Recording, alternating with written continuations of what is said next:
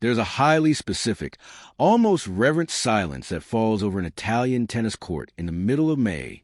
It is a heavy, humid, suffocating quiet, broken only by the gritty crunch of red dirt underfoot and the violent, rhythmic cracking of yellow ball against tightly wound polyblend strings. Right now, across the Emilia-Romagna region, that silence is being systematically shattered. But the noise isn't just coming from the rackets. It is coming from the crowds.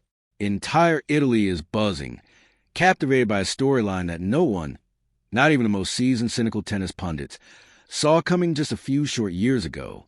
We are talking about the Parma Ladies Open, running from May 11th to the 16th.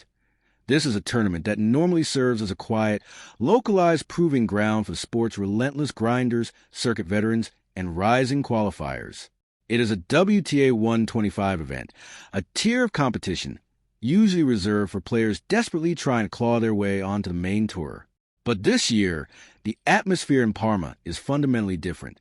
Parma has suddenly become the epicenter of a much larger, much more vital global narrative. And the reason for this sudden, intense gravitation? A 20-year-old left-hander from the Philippines named Alexandra Eala. She has descended upon Parma with a singular, stated, unapologetic goal, the championship. But to truly understand why this matters, to understand why a player who recently cracked the top 30 of the WTA World Rankings is willingly stepping onto the courts of a lower-tier event in the middle of a grueling European swing, you have to look far past the surface. You have to look at the hidden architecture of professional tennis. Do not let the simplistic news headlines fool you into thinking this is merely about adding another modest trophy to a glass cabinet back in Manila. What is happening this week in Italy is the execution of a ruthless, high-stakes mathematical strategy. It is a profound mental shift. It is a calculated, incredibly dangerous gamble. There is a deep mystery embedded in Eala's schedule right now, an open loop regarding a hidden contract she has made with herself and her coaching team. We will uncover exactly what that contract is shortly, but know this. If this Parma campaign works, it will trigger a massive consequence that will permanently alter the trajectory of her entire upcoming Grand Slam season. If it fails, the physical and psychological toll could derail what is shaping up to be a historic year. Let us establish the stakes, because they are astronomical. Why does this news change everything for you, the viewer, and for the global sporting landscape? Because the very geography of tennis power is shifting beneath our feet. For over a century, this sport has been fiercely guarded by European and American aristocracies.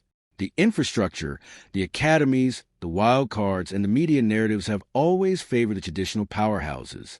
To see a Filipina athlete carrying the hopes, the anxieties, and the unyielding pride of over 100 million people dictating terms on traditional European red clay is a seismic cultural event. It changes the way the global South views the sport tennis, transitioning it from a distant, elite spectacle to an attainable reality. Eala is not just playing for prize money in Parma. She is playing for leverage.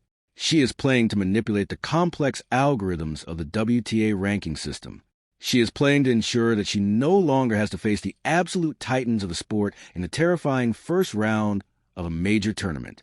She is playing to transition from the hunter to the hunted. And the crucible where this phenomenal transformation is taking place is right here, this week, under the Italian sun. Let's take a step back and trace the origins of this exact moment. How, exactly, did we arrive at a point where a 20-year-old from Southeast Asia is commanding the attention of the Italian tennis faithful and the global sports media? To understand the player standing on the baseline today, calculating her next move in Parma, you must understand the thousands of hours of isolation, sacrifice, and brutal recalibration that preceded her. Alexandra Eala picked up a racket at the age of 4. In the Philippines, a country where basketball is not merely a sport but a deeply ingrained religion, choosing tennis is an inherently solitary path. There is no predetermined, well-paved roadmap to the top of the WTA Tour from Manila. You have to carve it out of the metaphorical jungle yourself. You have to be an anomaly. But Eala possessed something that simply could not be taught in any clinic. An explosive, natural timing, and a left-handed ferocity that immediately caught the discerning eyes of international scouts. This undeniable raw talent led to the pivotal, life-altering decision of her youth, leaving the comfort of her home country to train at the Rafa Nadal Academy in Mallorca, Spain. Under the watchful, demanding eyes of elite coaches like Joan Bosch, Eala underwent a brutal, transformative education. She wasn't just taught how to hit a heavier forehand. She was taught the underlying philosophy of suffering on a tennis court. She learned to embrace the grueling grind, mirroring the relentless, gladiatorial spirit of the Academy's legendary founder. She learned that talent is merely the entry fee. Endurance is the currency of champions. The junior circuit was her initial, highly successful canvas. Let us not forget, she won the Australian Open junior doubles title in 2020 at just 14 years old, and followed it up with a Roland Garros junior doubles title in 2021. She knew how to win, even on clay, but singles is an entirely different beast. In 2022, she made history by capturing the U.S. Open junior singles title, becoming the first Filipina to ever win a Grand Slam singles championship at any level. It was a monumental breakthrough, an absolute triumph. But, as any tennis historian will tell you, the graveyard of professional tennis is heavily littered with former junior prodigies who simply could not survive the violent transition to the senior tour. The women's professional game is an unforgiving arena.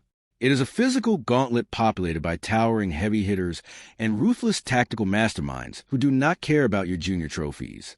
The true, undeniable revelation of Alexandra Eala came last year, in 2025. This is the context you need to grasp her current momentum.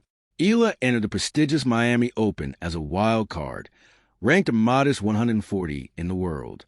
She left Florida as a bona fide global sensation, defeating deeply established Grand Slam champions like Jelena Ostapenko and Madison Keys. She proved that her game was not just potential, it was potent, immediate, undeniable reality. By March of this year, 2026, she skyrocketed to world number 29. She transitioned from a cute underdog story into a certified, highly scouted threat. And this brings us to the crucial why factor of this deep dive. Why, after such a meteoric rise primarily on hard courts, is there so much palpable tension surrounding her current campaign in Italy? The answer, quite literally, lies beneath her feet. The red clay.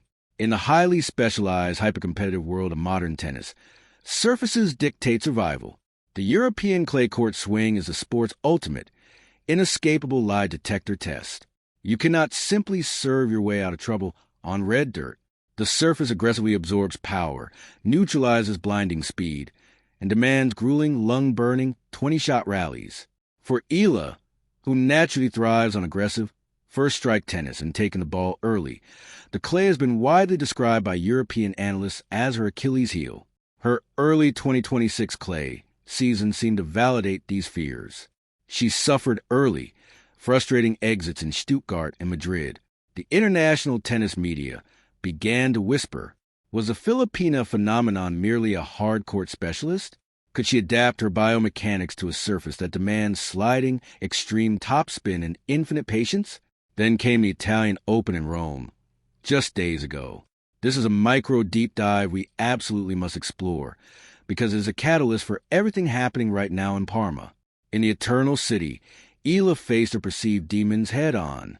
She completely dismantled Magdalena Freck, delivering a brilliant, humiliating bagel in the first set, eventually winning the match in 3. She then systematically took out Wang's sinew in straight sets, exhibiting a maturity we hadn't seen on dirt before.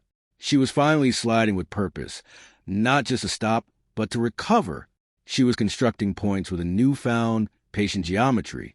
But the true, ultimate test arrived in the round of 32 against the world number 2, Elena Rybakina. Rybakina is a modern colossus. She is a reigning Grand Slam champion who hits a tennis ball with a terrifying, flat velocity that cuts through the air like a scythe. On paper, this was a severe mismatch. But the reality on the court was vastly, incredibly different. Eala ultimately lost the match 6-4, 6-3, but reading only the scoreline hides the profound truth of the battle. It was not a blowout. It was a tactical masterclass. Eala absorbed the overwhelming pace. She redirected Rybakina's heavy artillery, utilizing her left-handed angles to pull the Kazakh star off the court, and she stood toe-to-toe with the absolute elite of the game. Following the match, Eala did not offer the standard, media-trained excuses. She offered a terrifyingly calm analytical assessment. She stated, I think I was able to reach a good level of tennis, and I don't think it was an easy win for her. She is a reigning Grand Slam champ. Sometimes being aggressive is really my game, but in the end, she is much more experienced than I am. Listen to those words closely. That is not the quote of a defeated, demoralized player. That is a quote of an apex predator who had just tasted the blood of her prey, survived the encounter, and realized with absolute certainty that she can compete at the very top of the food chain. Eala walked away from Rome with over $54,000, 130 vital ranking points, and, most importantly, the unshakable conviction that she belongs on this surface, which leads us directly to the genius and the staggering risk of the Parma Ladies Open. After losing to the world number 2, Eala did not pack her bags and fly back to the safe confines of a training camp in Spain. She did not take a week off to rest her legs. She immediately pivoted and entered the draw in Parma. The motives here are multifaceted, deeply complex, and fiercely intelligent. First, there is a highly technical aspect of the game. Her performance in Rome proved that her clay court mechanics are rapidly improving, but they require absolute cementing.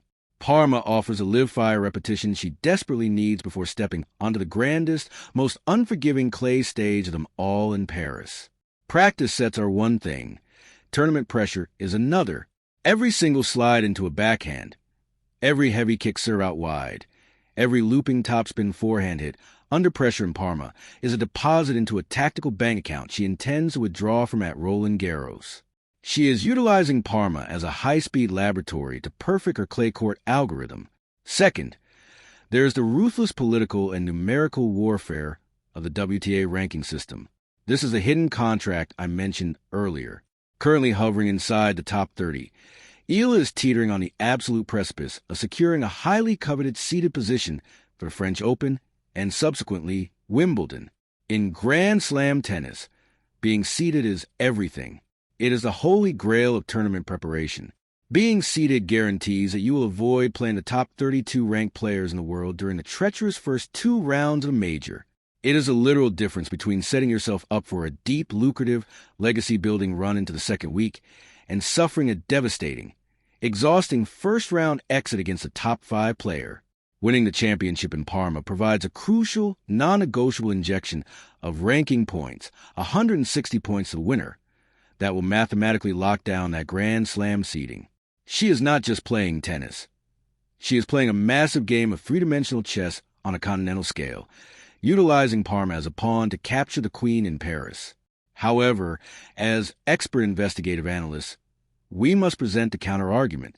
We cannot simply ride the wave of hype.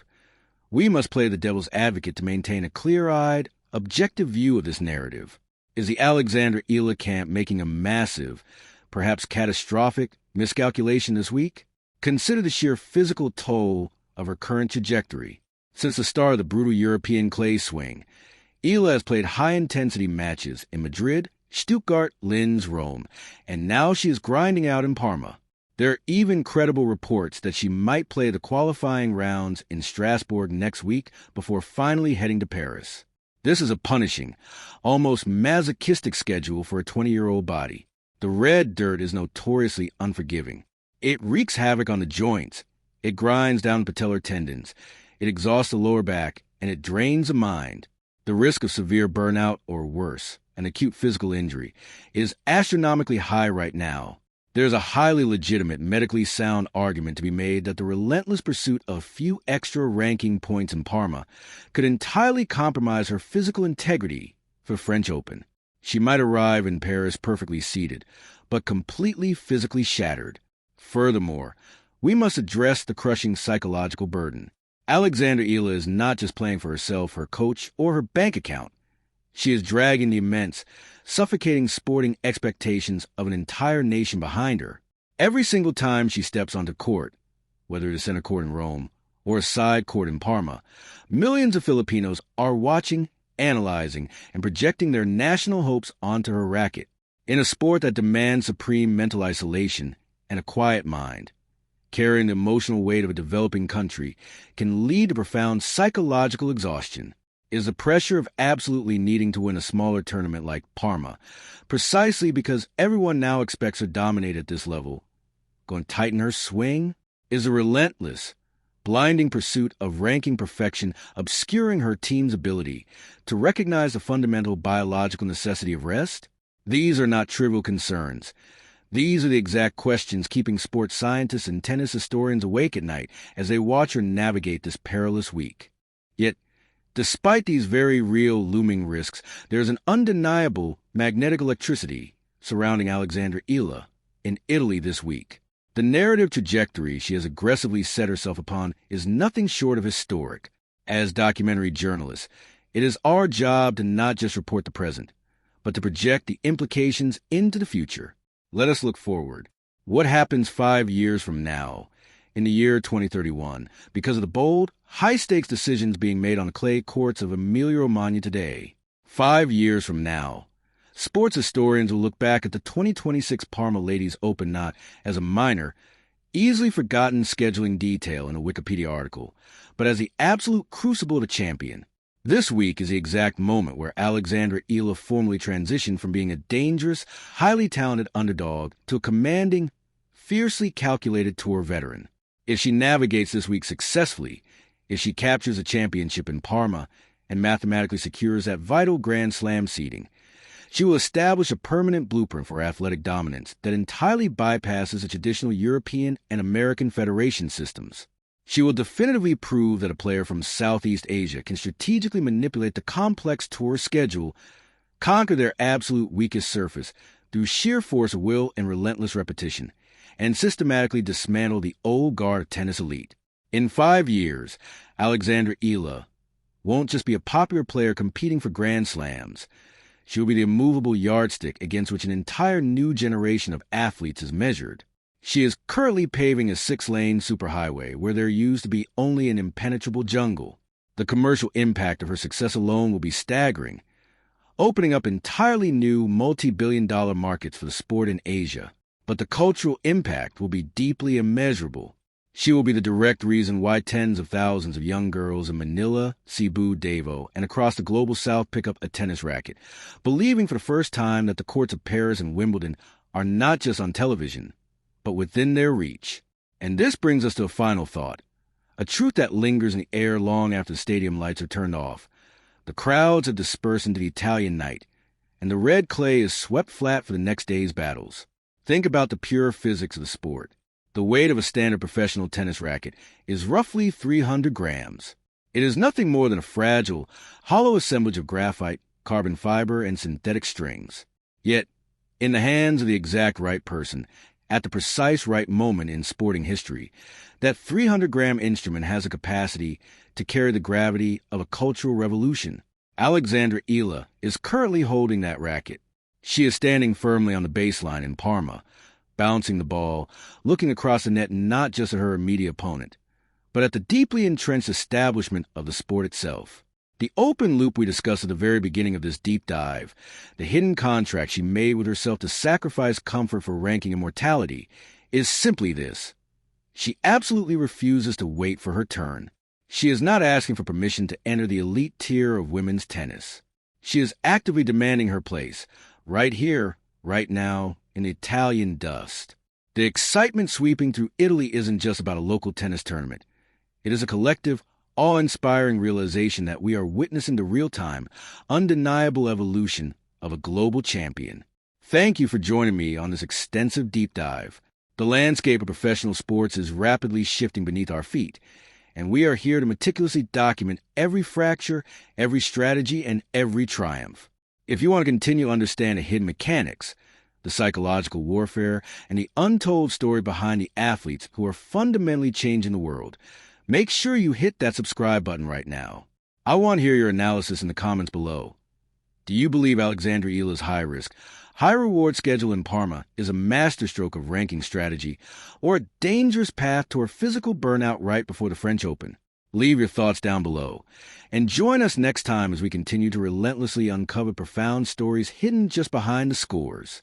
Stay curious, stay deeply analytical, and I will see you in the next investigation.